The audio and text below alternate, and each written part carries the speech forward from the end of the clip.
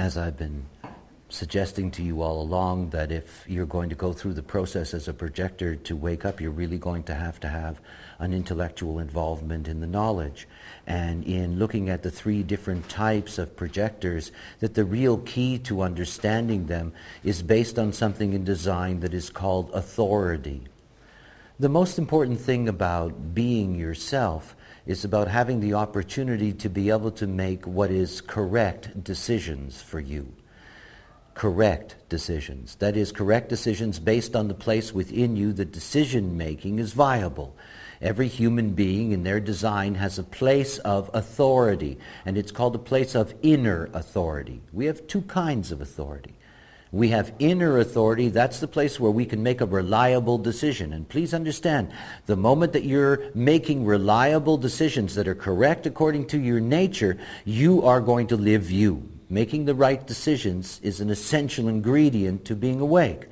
So look, this is, one side of the coin is that everything is about making the right decision, and the right decision is based on the place of inner authority. When we're looking at that configuration of Virginia Woolf, we're looking at this example of a classic projector, we're looking at somebody whose authority is in their spleen. This is the splenic system, this is the body's immune system, this is the body's ancient awareness system, and it's what we call intuition, instinct, judgment. And everything about that person is that person's inner authority comes out as an intuition in the now. In other words, when this person is asked something, it is the answer in the moment that is the truth. And for this projector, that's the only way they can trust that they're being correct in their answer. In other words, that the decision that they're making is the right decision. That decision is simply something, it's not mental. This is a decision that is simply coming out of their intuition or their instinct. And what that means at the practical level is, it's the response you have in the moment. So somebody invites you into their life and you say, yes. If you are a classical projector and you have no motors defined, if you're a classical projector and you've got a defined splenic system, then automatically that answer in the moment is correct for you. And in the secondary strategy of your relationship with that person, to be very clear that you need to be treated with respect, you need to be asked, but it is your response in the moment that will carry your truth. Because that's the way you're designed to have inner authority. When we come to the second kind of projector, which is the rarest kind of projector, this is the mental projector.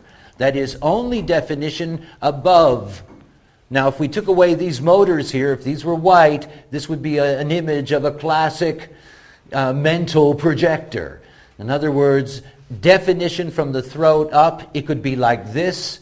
It could only be the top two centers, as in this case here. In other words, a mental projector, everything beneath the throat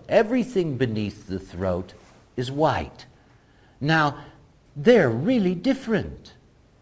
And they're different because unlike the other two kinds of projectors, they have no inner authority. In other words, there's no place inside of them where they can come to a reliable decision in the moment. None. They have very good minds. It often gets in the way of them recognizing that the decisions that their mind will make are not decisions that are going to be healthy for them. We have inner and outer authority. Inner authority is where we find our reliable decision-making. Outer authority is our capacity to influence others. So I have a very good mind, but it's only for outer authority. No mind has inner authority. My inner authority is my spleen. So what I know in the moment, my decisions of the moment, are the only decisions that I can trust. For the mental projector, there is no capacity to make a reliable decision in the now. And they have a special technique. And their special technique is that when somebody asks them something, they cannot answer in the moment. They can't. So let's say, for example, that you have a mental projector And, that mental projector is offered a relationship from somebody, regardless of what kind of relationship. And regardless of how that mental projector feels about that other person and the potential and the possibilities, it may be exciting, it may be this, any decision that they will make in the moment will be incorrect. Any decision they make in the moment will be incorrect. They have no inner authority. This is what they have to do. They have to say, well, that's great, that's wonderful, that's interesting, that's exciting, but I can't give you my answer yet. I can't. And remember, everything about being a projector is really demanding respect for what you are. And what that mental projector then has to do is that mental projector has to discuss that particular decision with other people and hear what they say. They call up a friend and say, Harry or Jane or whatever it is, wants to blah, blah, blah, this and that, and I don't really know. And all of a sudden they hear what starts coming out of them. All mental projectors need to have other people in their life that they bounce things off of. Now remember, that's not about having those other people tell you what to do. You're just using them. Don't tell them. But it's true. You're just using them.